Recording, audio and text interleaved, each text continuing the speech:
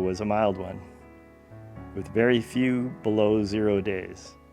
Even so, we didn't expect such cold, even though friends back in the Philippines warned us that Minnesota was the icebox of the nation. But we survived and actually thrived. There were so many things to like about Minnesota, especially its people. I finished my studies in July 1956, and by September, we were back in the Philippines, where I taught at the UP.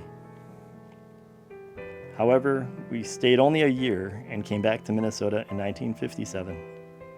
Minnesota seemed to suit us just fine.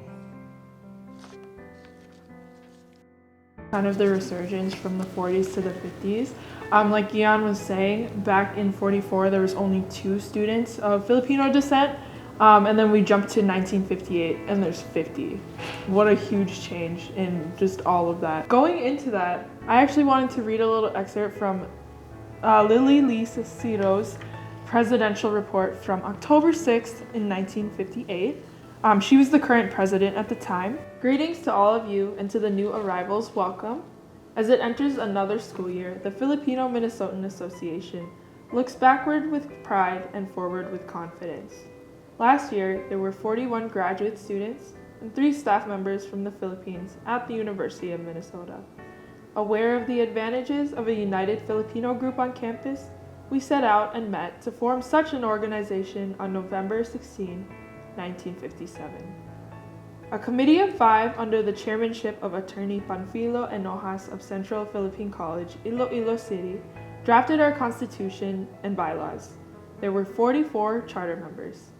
Resolved to carry out an extensive program in order to achieve our constitutional objectives, we launched our activities with a semi-formal Christmas ball, the first of its kind on campus on December 20 at Kaufman Memorial Union, at which members wore formal native costumes.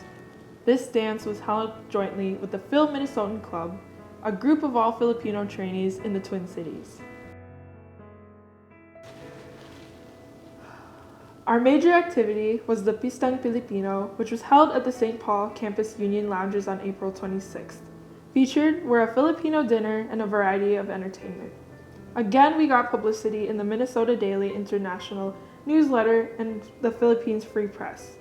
The event was co-sponsored by the St. Paul Union Board of Governors, which assumed the financial part of it. A profit was made, which went to the International Students Committee Fund of the Union. Our group handled the Philippine participation in the entertainment program of the statewide Minnesota Centennial Festival of Nations held at the St. Paul Auditorium on May 7 through 11. Tinikling and Pandango sa Ilaw were performed with many of our members participating. We also lent Philippine-made articles for the exhibits booth. I wish to express my sincere thanks to the members who have worked actively and who have given so generously of their efforts and most valuable time. All these are greatly appreciated. Lily Lee Salcido. Letter is dated October 7th, 1958. Dear Mrs. Salcido, thank you for sending me a copy of your excellent annual report. You can be sure I read it with much interest, and as I did so, I wish that I could have a similar report to each organization I advise. May I wish for you and the Filipino Minnesotan Association a very successful year, and assure you that if I can be of help to you, I will consider it a privilege.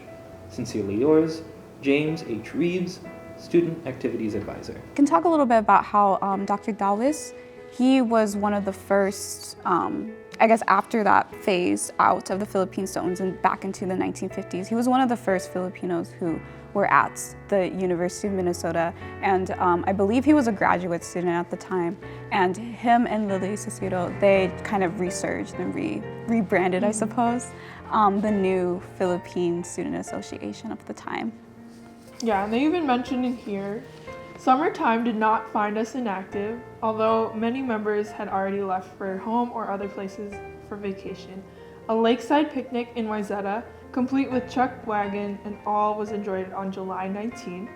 This was ably chairmaned by Mrs. Belen Santos Andrada with the help of the Arcadio Libatiques, who opened us to all their facilities. which I think was cool because it even extends outside of the university. They went and did activities all along the Twin Cities, and that's why you can really see here Filipino communities based beyond just St. Paul and Minneapolis. We have Wayzata, Maple Grove, Woodbury, Maplewood, the north, south, everywhere. It's really cool to see that like it just spans across the entire wash of the metropolitan Minnesota area. And to think that it all started here.